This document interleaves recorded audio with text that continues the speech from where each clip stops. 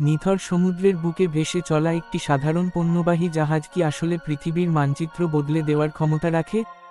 যখন একটি নিরপরাধ কার্গো শিপের স্টিল বডির ভেতরে 2000 থেকে 5000 কিলোমিটার রেঞ্জের মিসাইল সাইলো লুকিয়ে রাখা হয়, তখন জন্ম নেয় ইতিহাসের সবচেয়ে ভয়ঙ্কর ডোমেস্টিক ডিসেপশন, কিউ শিপ।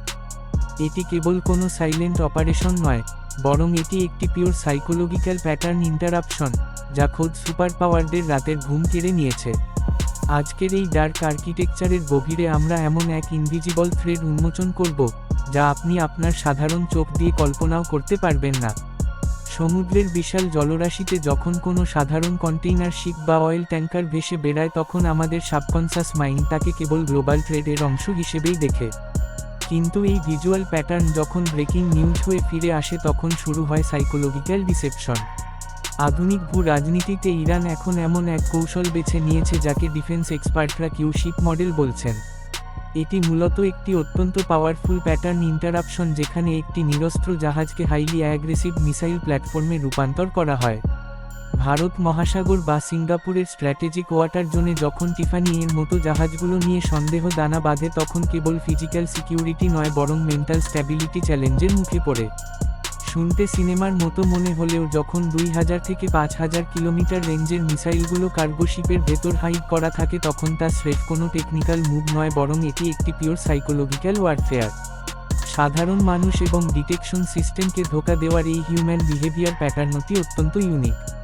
এই কৌশলে আপনি যখন শত্রুর সামনে ওপেনলি মুভ করছেন কিন্তু আপনার ইন্টেনশন হাইড করে রাখছেন, তখন আপনি মূলত ইনফরমেশন অ্যাসিমেট্রি তৈরি করছেন।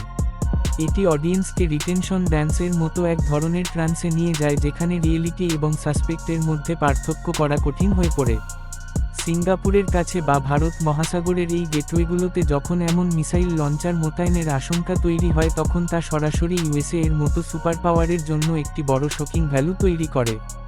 এই পুরো সিনারিওটি আসলে একটি লুপের মতো, যা আমাদের বারবার ভাবায় যে সমুদ্রের নিরাপত্তা কি আসলেই আগের মতো আছে।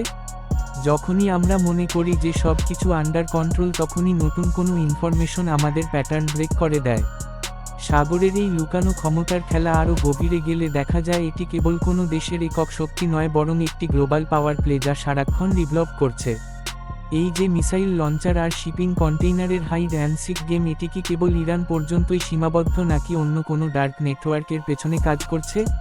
পরবর্তী ভিডিওতে আমরা সেই অজানা চেইন রিয়াকশন নিয়ে আলোচনা করব, যা আপনার কল্পনাকেও হার মানাবে।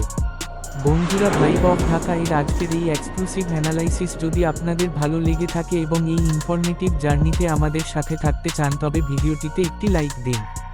এই ধরনের ইনসাইটফুল কন্টেন্ট নিয়মিত পেতে আমাদের চ্যানেলটি সাবস্ক্রাইব করে বেল বাটনটি হিট করে রাখুন, যাতে পরবর্তী কোনো সিক্রেট অপারেশন আপনার মিস না হয়। আর এই গুরুত্বপূর্ণ তথ্যটি আপনার বন্ধুদের সাথে শেয়ার করতে একদম ভুলবেন না। আপনার একটি শেয়ার আমাদের আরও ভালো কাজ করার অনুপ্রেরণা যোগায়। দেখা হচ্ছে পরের ভিডিওতে। ধন্যবাদ।